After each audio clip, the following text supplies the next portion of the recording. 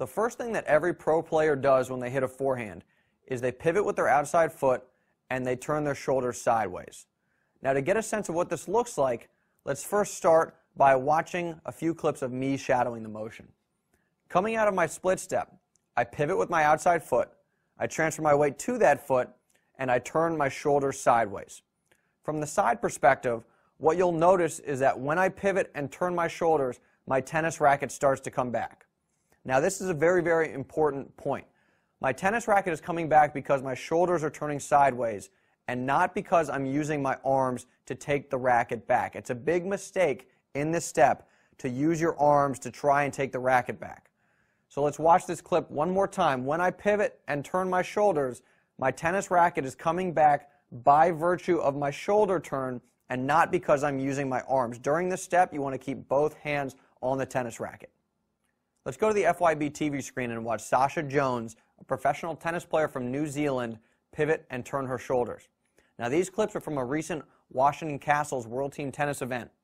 And when Sasha goes to hit a forehand, she starts her motion by pivoting with her outside foot, transferring her weight to that foot, and at the same time turning her shoulders sideways. Now, from the back perspective, when she pivots and turns her shoulders, you can see that the tennis racket is starting to come back by virtue of that shoulder turn.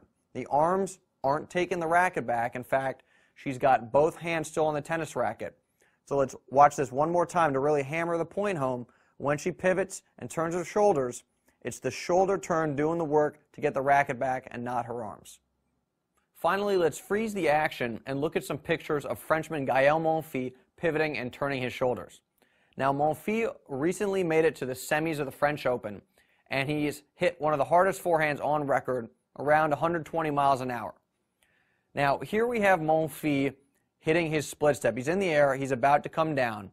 And in this next shot, now we've got him pivoting and turning his shoulders. And if we zoom it in on his feet to start, you'll see that he's pivoted with his outside foot, and he's got his weight all on that foot. And let's move it up to his shoulders now, and you can see that he's turned his shoulders sideways. And then if we bring it back out, because his shoulders are sideways, the tennis racket has started to come back. Again, the shoulder turn brings the racket back, not the arms. Now, the other point I want to make is that the pivot and the shoulder turn need to happen at the same time.